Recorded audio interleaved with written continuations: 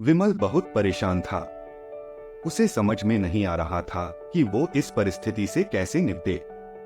वो अपनी माँ को बहुत चाहता था, किंतु उसकी पत्नी और बच्चे उसकी माँ से बहुत दूर भागते थे, क्योंकि उसकी माँ की एक आंख नहीं थी, साथ ही उसकी कमर भी 90 अंश पर चुकी थी। वैसे वह अपना काम सब खुद कर लेती है, किंतु फिर भी वो उसकी पत्नी और बच्चों के लिए हमेशा खटकती है। दादी, आप ऊपर के कमरे में जाओ, मेरे दोस्त आ रहे हैं, विमल के बेटे अखिल ने बड़े बेरुखी से कहा। पर बेटा, मैं तो यहाँ बहुत दूर बैठी हूँ, विमल की माँ ने बहुत प्यार से कहा। नहीं, आप उनके सामने मत रहो, वो मुझे चिढ़ाते हैं, अखिल ने जोर से डांटते हुए कहा। क्या हुआ अखिल, क्यों चिल्ला रहे हो? विमल की पत्नी कामनी ने किचन से ही आवाज लगाई। देखो नमा, ये दादी यही ड्राइंग रूम में बैठी हैं और मेरे दोस्त आ रहे हैं, अखिल ने शिकायत भरे लहजे में कहा। माँ जी, आप ऊपर चली जाओ, क्यों हम लोगों को लजवाती हो? कामनी ने बेटे का पक्ष लेते हुए कहा।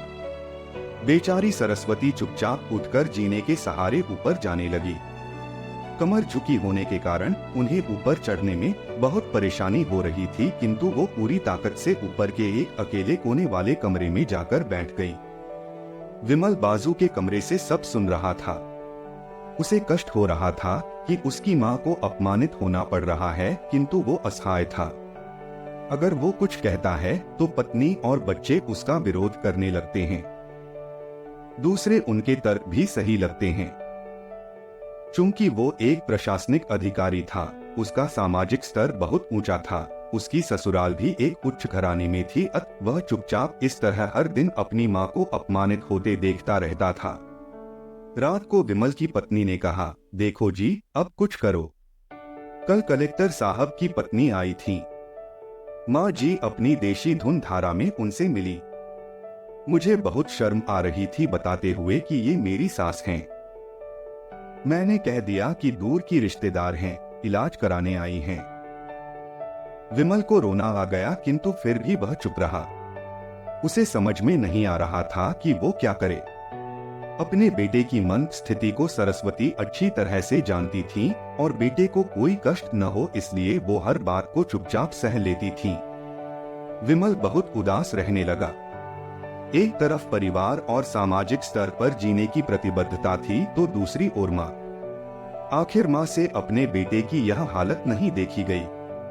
एक दिन उसने अपने बेटे से कहा, विमल, बहुत दिन हो गए हैं, मैं अपने गांव जाना चाहती हूँ, मुझे वहाँ पहुँचा दो, मेरा यहाँ मन नहीं ला रहा। किंतु माँ, वहाँ तो कोई नहीं है, तुम्हारी देखभाल कौन करेगा? विमल ने आश्चर्य से पूछा। अरे, सब गांव वाले तो हैं और वो तुम्हारे मामा जी तो उसी गांव में रहते हैं, और फिर हम सारी व्यवस्थाएं कर आएंगे न। कामनी को तो जैसे मन की मुराद मिल गई हो। हाँ बेटा, बहू सही कह रही है, सरस्वती ने लंबी सांस लेते हुए कहा। विमल जानता था कि गांव में माँ की देखभाल करने वाला कोई नहीं है, लेकिन अपनी पत्नी की जिद के कारण वह अपनी माँ को गांव छोड़ने पर विवश हो गया। माँ को गांव छोड़कर आते वक्त उसे रोना आ रहा था तथा अपनी बेबसी पर गुस्सा भी आ रहा था, किंतु परिवार, पत्नी और समाज ने उसके इन मनोभावों को दबा दिया और वो सुकून सा महसूस करने लगा। कुछ दिनों के बाद उसके चाचा, जो अमेरिका में रहते थे, आने वाले थे। जब विमल बहुत छोटा था, उसके पिता जीवित थे, तब वो भारत आए थे और उसके बाद वो अब भारत आने वाले थे।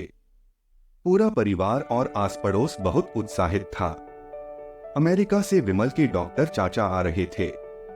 डॉक्टर रमेश ने जैसे ही घर में कदम रखा, सबने मिलकर बहुत उत्साह से उनका स्वागत किया। क्यों विमल भाभी नहीं दिख रही, कहाँ हैं? डॉक्टर रमेश ने उत्सुकता पूर्वक पूछा। जी, वो गांव में रहती हैं, यहाँ उनका मन नहीं लगा, कामनी ने सपाट लहजे में उत्तर दिया। डॉक्टर रमेश ने विमल की ओर देखा तो विमल ने अपनी आंखें झुका ली। डॉक्टर रमेश सब समझ गए। बोले, कल हम भाभी से मिलने गांव चलेंगे सब लोग। दूसरे दिन सभी लोग गांव के घर में पहुंचे। देखा कि सरस्वती को बहुत तेज बुखार है और वो पलंग पर असहाय पड़ी है। डॉक्टर रमेश दौड़कर सरस्वती के पास गए, उनके पैर छूकर रोने लगे। सरस्वती की ये हालत उनकी कल्पना से परे थी। वाह बेटा विमल, तूने तो नाम उजागर कर दिया। अपनी माँ की ये हालत देखकर तुझे तो शर्म भी नहीं आ रही होगी, डॉक्टर रमेश ने विमल को लगभग डांटते हुए कहा। नहीं देवर जी, विमल का कोई दोष नहीं है। मैं खुद गांव आई थी, सरस्वती ने अपने बेटे का बचाव किया। मुझे सब पता चल गया भाभी, आप चुप रहो। क्यों बहू, तुम्हें अपनी सास की कुरूपता पसंद नहीं है? समाज में तुम्हें नीचा देखना पड़ता है ना? डॉक्टर रमेश ने कामनी की ओर व्यंग्य से देखा। कामनी निरुत्तर होकर विमल को देखने लगी। आज तुम जिस सामाजिक स्तर पर हो वो इन्हीं के संघर्षों की देन है। और बेटा विमल, तुम्हें शायद मालूम न हो कि बचपन में जब तुम 1 साल के थे तब छत से नीचे गिरने के कारण तुम्हारी एक आंख फूट गई थी और तुम्हारी रीढ़ की हड्डी में भी समस्या थी। तब तुम्हारी इस कुरूप माँ ने अपनी एक आंख और अपना बोन मेरो तुम्हें देकर इतना सुंदर स्वरूप दिया था।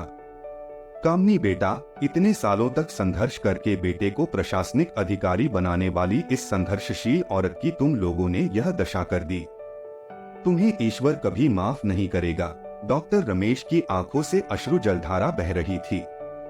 अब भाभी, आप मेरे साथ अमेरिका जाएंगी, यहाँ इन स्वार्थी लोगों के बीच नहीं रहेंगी, डॉक्टर रमेश ने सरस्वती से कहा। विमल को तो काटो तो खून नहीं था। डॉक्टर रमेश जो उसके चाचा थे, उन्होंने जो राज बताया उसके बाद तो विमल को यही लग रहा था कि उससे ज्यादा पापी इंसान इस दुनिया में कोई और है ही नहीं। वह दौड़ता गया और माँ सरस्वती के कदमों से लिपट गया। माँ, मेरा अपराध अक्षम्य है। मैं जानबूझकर चुप्पी साधे रहा, आपका अपमान करवाता रहा। अब सिर्फ आप ही उस घर में मेरे साथ रहेंगी और कोई नहीं। विमल ने आग्नेय दृष्टि से अपनी पत्नी और बच्चों को देखा। कामनी को भी बहुत पश्चाताप हो रहा था, किंतु उसकी हिम्मत नहीं हो रही थी कि वो सरस्वती से आंख मिलाए। सरस्वती ने कामनी की मन स्थिति को समझकर उसको पुचकारते हुए अपने पास बुलाया और विमल को डांटते हुए कहा, खबरदार, जो मेरी बहू को मुझसे अलग करने की कोशिश की तो तुझे ही घर से बाहर निकाल दूंगी। कामनी और बच्चों ने सरस्वती के पैर पड़ते हुए अपने व्यवहार पर माफी मांगी और माँ के हृदय ने सबको माफ कर दिया।